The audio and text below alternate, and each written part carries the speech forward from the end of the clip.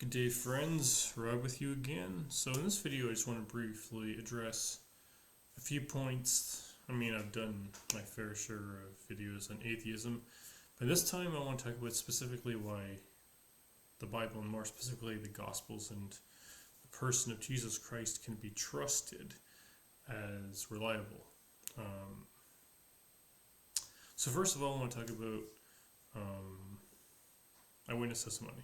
So, first of all, there's over 500 people who witnessed Jesus, at least 500 people who witnessed Jesus roughly after he had risen from the dead, and that's not easy to dismiss. Now, the second is we have 4 different gospel accounts, so it's not just one person writing about it. The other thing is it wasn't only the gospel or the writers that wrote about Jesus, there were several extra there's tons of extra biblical sources that attest to the life, not only Jesus' life and death, but also his resurrection. Josephus and Tacitus, yeah, anyway, I'm probably mispronouncing his name, but those are just 2 sources as a way of reference to attest to the life of Jesus. And also on that point, we also have at least 3 eyewitnesses who verify whether Jesus had risen from the dead or not, and those would be Peter, James, and John could verify that if Jesus did not in fact rise from the dead, they could have and would have said so.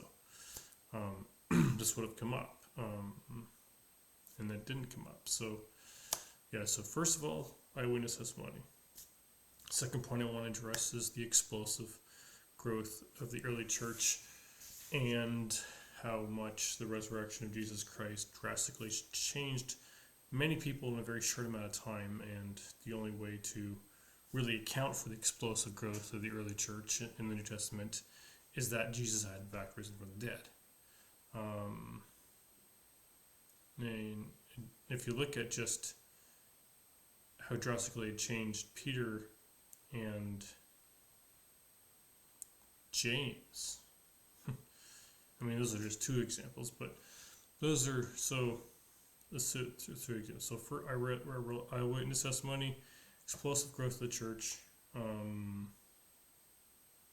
then you've got the martyrs. So most people have this will to live, self-preservation, and so forth, and psychologically it doesn't make sense for the resurrection to be false for the fact that people die for it. Now, again, there's an expression that goes that people will and have and are and will continue to die for a lie, but no one dies for a lie they know is a lie.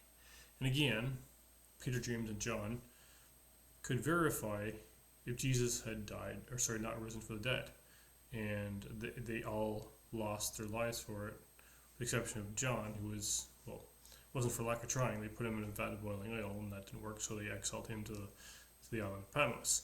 But suffice to say, they all paid a heavy price for it, and most of them died for it.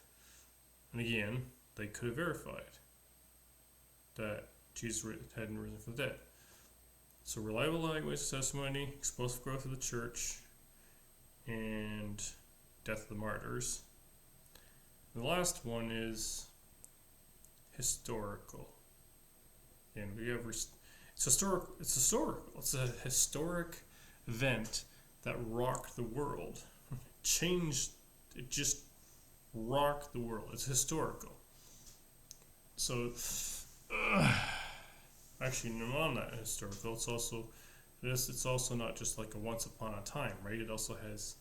It talks about actual places in history. So it talks about Rome, and it talks about Jerusalem, and Bethlehem, and Syria. So it talks about in Egypt. So it talks about places that we have on the map today, which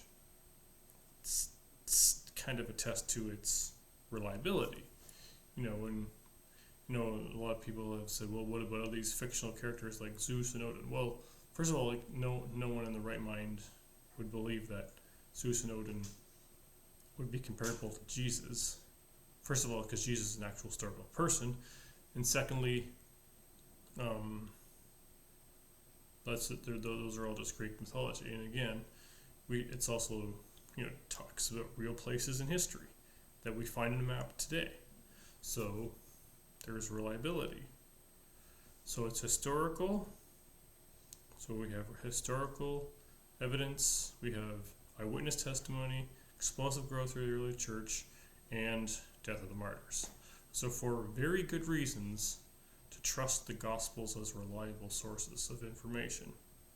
And again, there's plenty of eyewitness testimony in sources that attest to the life and person of Jesus outside of the Gospels. So if you don't believe in Jesus, that's your choice. But to say he didn't exist, or that there's no evidence for his life, you're just being willfully ignorant if you really believe that Jesus wasn't a real person. Because history says you're being willfully ignorant. Alright, that's it for now. Peace out, Brother Rob.